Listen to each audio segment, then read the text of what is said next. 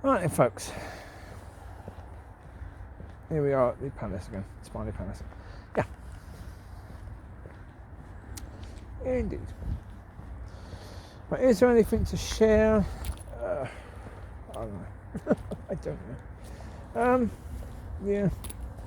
Well, a situation with regards to the church. Look, the reality is, if the pastor's basically saying that because you said something that was challenging, because you said something that made it look as if I wasn't doing a good job, you're not welcome at this church anymore. Right? Okay. I said to God basically at 3 o'clock in the morning that he was going to do that anyway. That it was obvious that he would do that. Because when I was with him last week, he basically spoke about his joy that there was a difficult lady at the church who left the church. And his joy when she left, because she was a pain in the arse. That's a child of God. And you were joyful that she's gone out of your church. That's one that you let go. That's one that you let slip. Because you only have the title of pastor. You don't have the heart of pastor. If you had the heart of pastor, you'd be weeping at that one that was lost. But you're not weeping at the one that was lost because, it doesn't really bother you that a person's gone, does it? It should. One second, there's a person now. I'm going to go back this way. Every time I come down here, there's no cars here, but there's a person walking there. Oh, for goodness sake. You have to keep turning the video off. It's like, no, I'll just turn around. I'll go back up this way. Yeah, I'll go up the track. That's cool. Yeah. I said to God, I said, look, Lord, I said, if you get me to say something, if you want to say something through me, if it's anything other than completely, lovely and encouraging and complimentary to the pastor, they're going to shut it off. He's going to shut it off. He has the power with Zoom to basically, stop someone from saying something easily, in the chat maybe, which is what he did. So, I mean, how rude. What a rude, basically, if he's thinking that I'm rude, the way to react to rude is to be rude. Okay? I suppose he's thinking he's protecting his flock, isn't he? Because his flock are so young, they're so immature, they're so unable to face someone saying something that might be challenging, something that might be harsh on the church. Oh, poor little congregation. They've got to be protected, their poor little ears. Oh, their ears must be so sore. And their hearts must be so broken after hearing someone say something that wasn't completely complimentary and encouraging.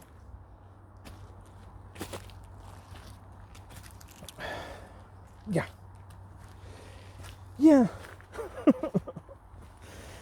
Yeah, that's the thing. As I say, it's been a day, nearly a day now, right? And I've spent a lot of the day speaking to God, asking God, was it just me? Was it you speaking through me, or was it just me? Yeah, because if it was just me, then I owe an apology, right? Because even though what I said, what was said may still be true, yeah, if it was said for the wrong reasons, then an apology is still owed, right? Yeah. If I was wrong, then I was wrong. I need to learn. I need to basically say, okay, hands up, I was wrong.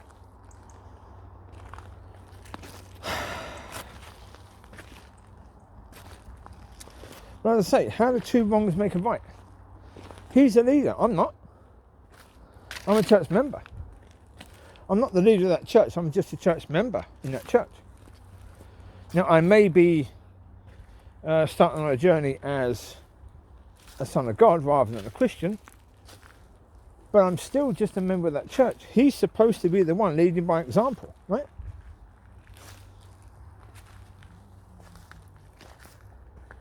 The thing of it is, from what was said during the time that I was praying, there was nothing really that he could preach from, nothing really he could teach from that. He had nothing at all.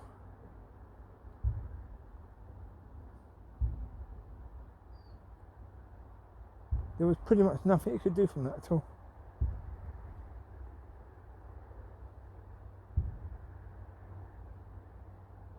That's why he stopped it. That's why he said, basically find another church. You're not welcome back here. Because what he should have done, if he's called to be a teacher, if he's called by God, he should never tell another person, brother or sister, that they should leave the church, that they should leave his church. Because first of all, it ain't his church, it's God's church.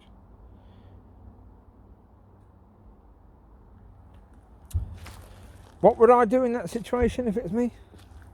If I was in charge, if God had put me in a position of having authority in the church, of being the spiritual head of a church, and there was someone who was basically saying that I was doing a crap job all the time, what would I do?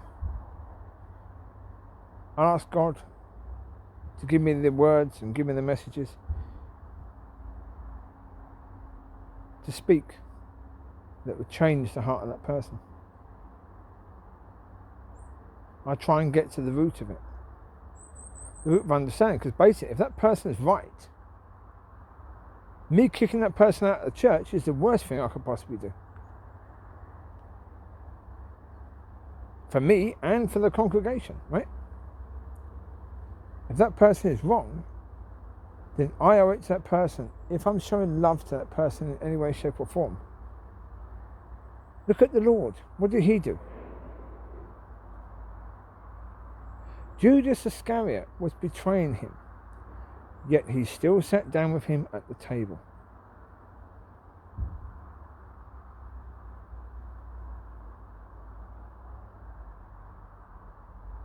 Even though he knew that Judas Iscariot was betraying him, he still sat down at the table with Judas.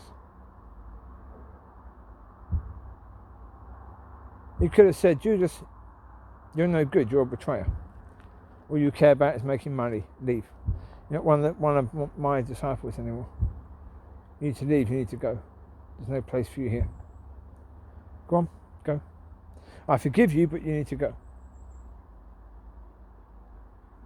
You're just going to cause trouble if you remain here.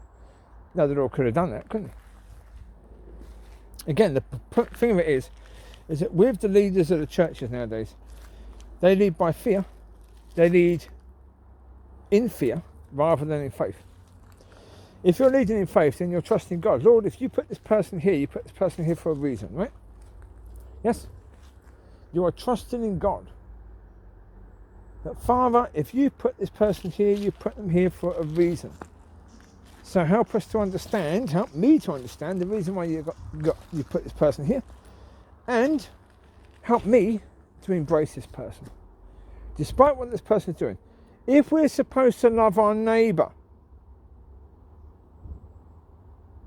who's not even saved, are we supposed to love our brothers and sisters who are saved, or are we supposed to kick them out of our churches? What, because you think that you've given a nice little message? Good luck finding that church that's going to... That's basically a saying, look, fuck you. You're never going to find the perfect church to suit you, so good luck with your life now. That's basically what that message is.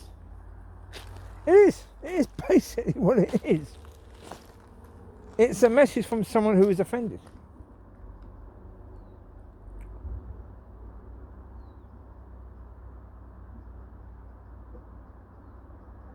Oh, put it this way. Yeah, I'll be honest, put it this way. Did I... after... Oh, you're coming this way now. I didn't go down there because of you. Now you're coming this way. You're a pain in the ass. 1 second. Look.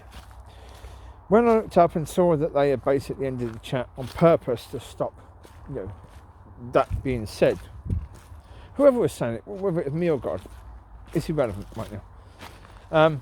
Did I leave it at that? No.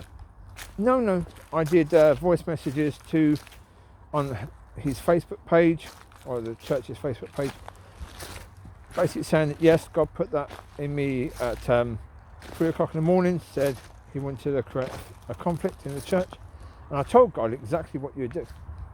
I told God that you would end that you would make sure that what was being said could not be said. I said I predicted to God what you'd do, and you did exactly what I said you'd do. I think the first message I said was, you need to understand, you don't need to repent to me because I don't care. I really don't care. If it was me that was speaking, then, and my motivation was incorrect, then you were right to end it. Okay? So, I don't take offence to it at all. If it is God speaking, then you just shut God off. God was speaking, and you ended the chat when God was speaking. You can't do that, not in any way, shape or form. So if God was speaking through me, then what you did was bang out of order. And, really, if God was speaking at this AGM that they've got on next week, they should ask the pastor to step down.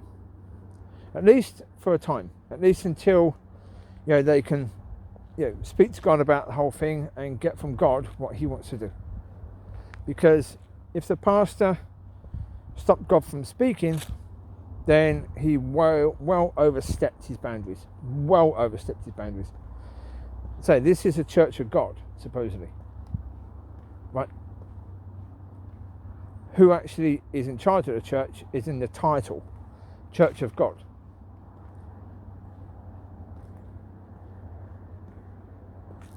Now, so should I have given as many messages as I did? No, probably not. Yeah, probably not. One of the messages I gave, it was right to give. John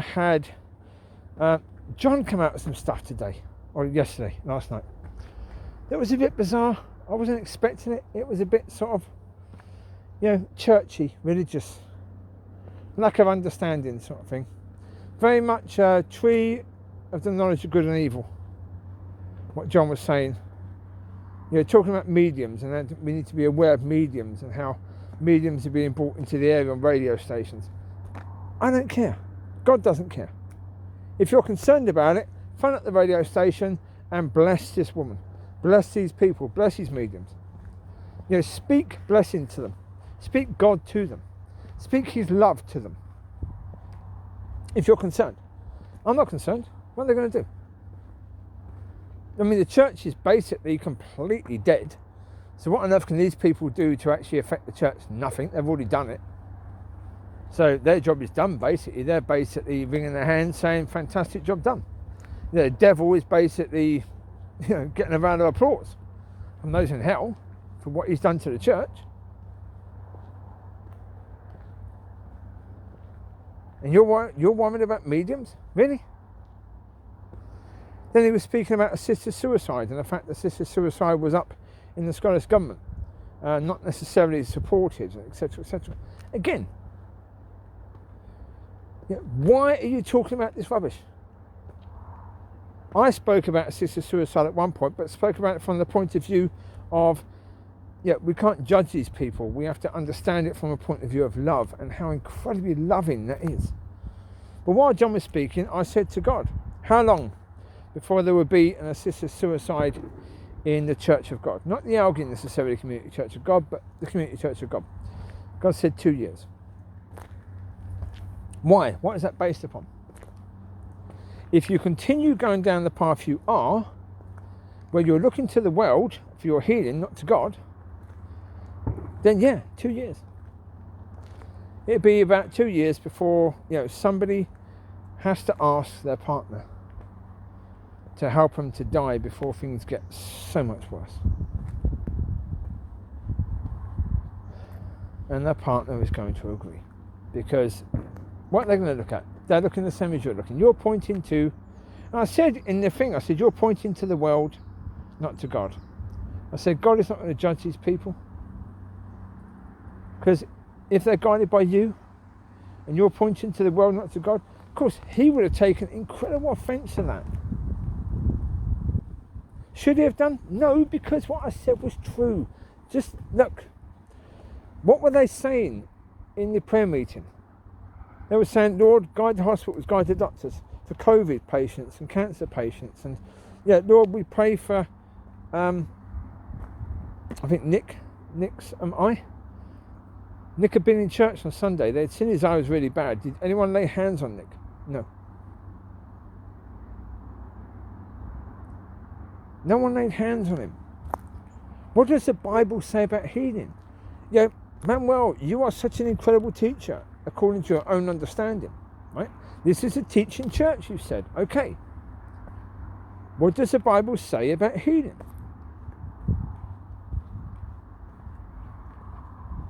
I'm pretty sure it doesn't say that even when someone is right in front of you, intercessory prayer is what's needed.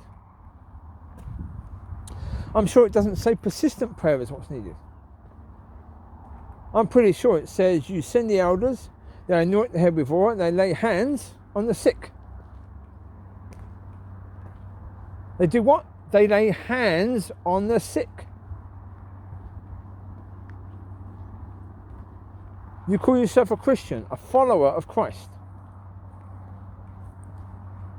What did he do? Did he ask God to bless these people that were sick? Or did he lay hands upon the people? Did he release the power and the authority and the healing from himself to these people? Did he step out in faith? I can see it. I can see that maybe the problem is that the church has been hurt in the past, where they prayed for people and people weren't healed. So now they don't lay hands on people, because when they have done it and people weren't healed, they stop doing it. Yeah, I understand that. I do. I understand that, but that's based on fear. It's not based on faith. That's not faith. That's fear understanding, not faith. That's if we pray for people it won't happen, that's going to damage our faith. That's fear. That's not faith. You have faith in that, but it doesn't mean it's faith.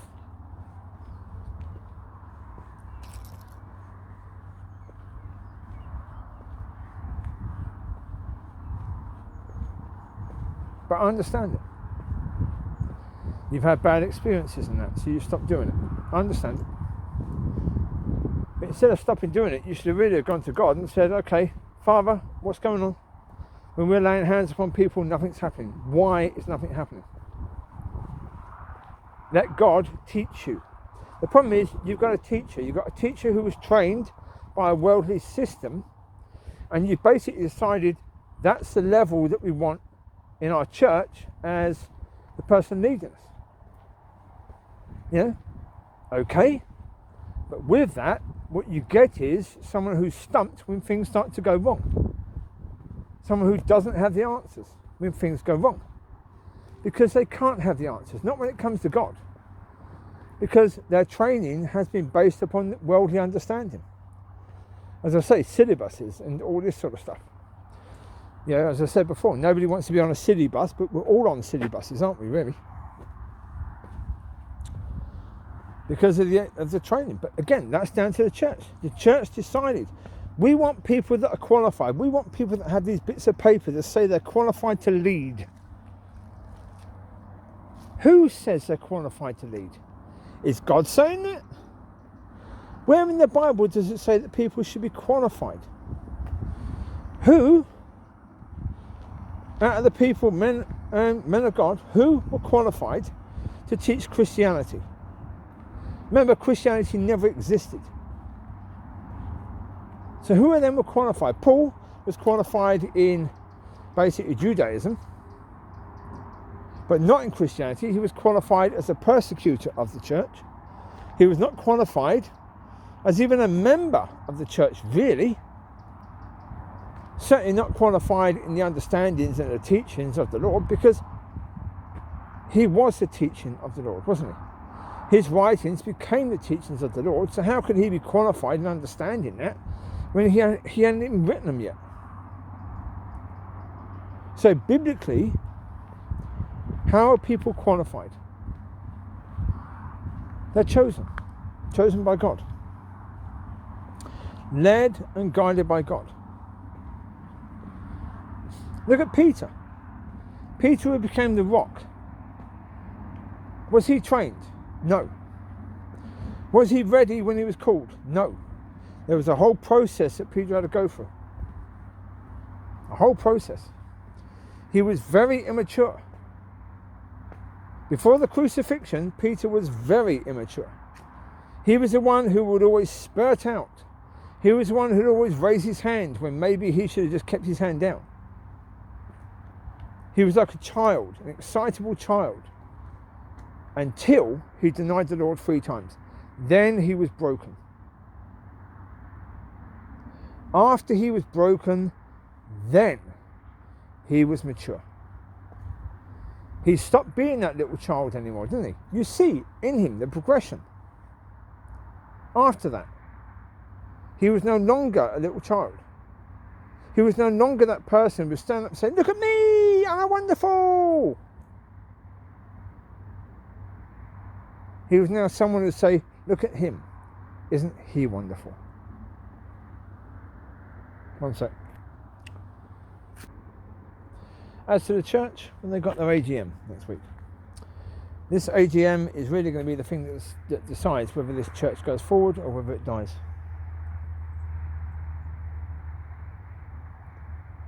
It's going to go one way or the other. It's going to progress or it's going to die.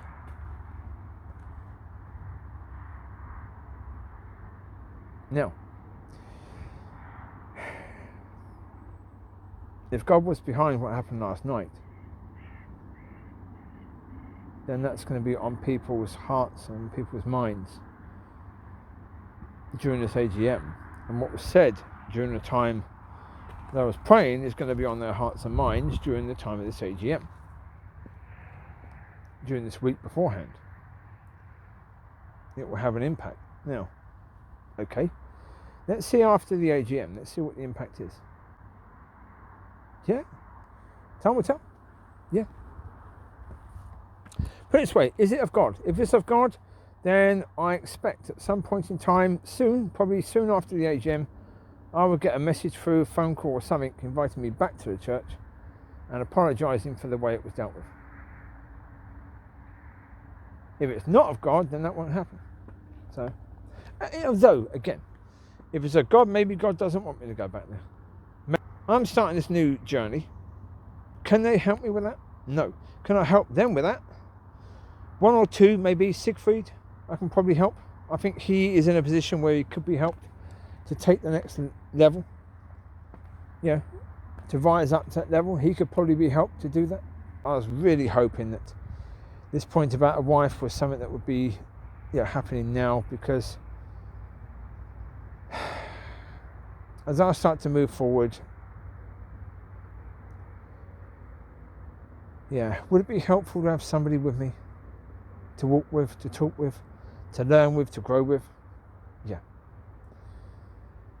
Yeah, just to have that support, just to have that time that when you're struggling, you've got someone you can speak to, rather than struggling on your own. And, because, now,